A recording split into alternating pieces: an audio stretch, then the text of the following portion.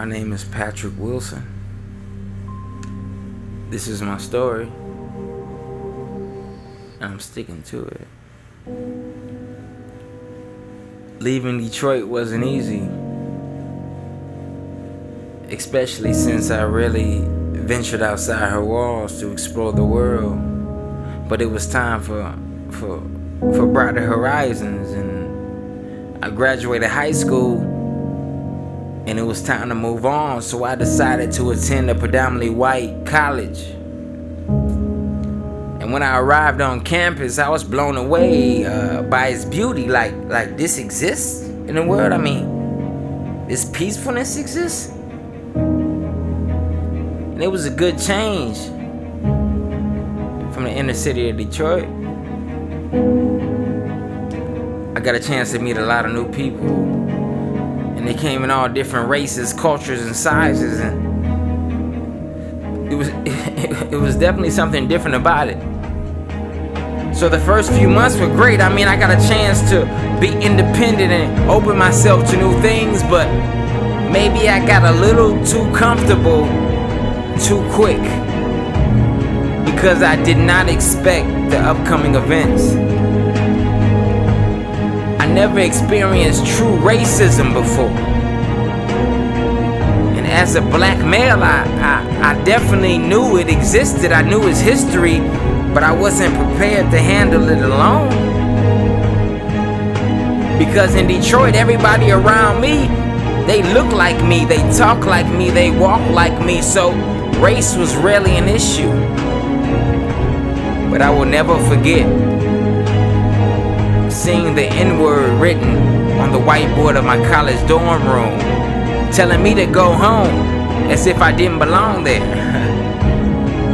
And it was the first time I truly felt afraid, but I didn't understand why I was afraid of such a cowardly action. Because I grew up in Detroit. I mean, I encountered dangerous and scary situations all the time. I mean, drug violence, gang violence, gun violence. But not once did I feel fear the way I felt it when I look at those words written on the whiteboard of my dorm room. But I slept it off, and I continued the next day as if nothing happened to me.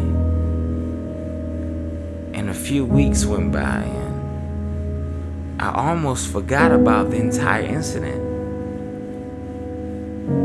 But no more than 3 weeks later did I experience another hate crime, and another hate crime, and another.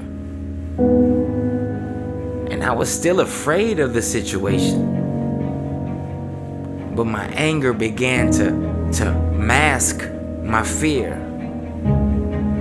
And I found myself at the point of no return, knowing that if another racist act occurs to me, I would react in a destructive manner. But something in me changed. I began to view these hate crimes as personal motivators, driving me to educate those around me, because I would not go down without a fight.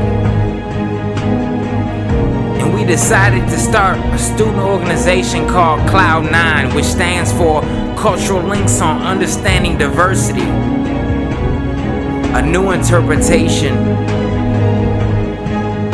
and new education. So I grew a passion for educating people who are just ignorant to the situation. And I realized that all these negatives that I've gone through allowed me to get to this point.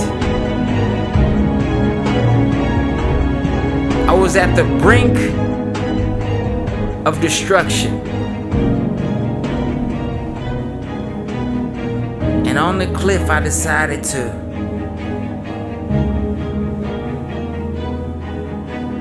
look back. And by looking back, I saw all the things I've been through. I no longer looked at these things as a negative. I looked at these things as a positive into the reason I'm here now.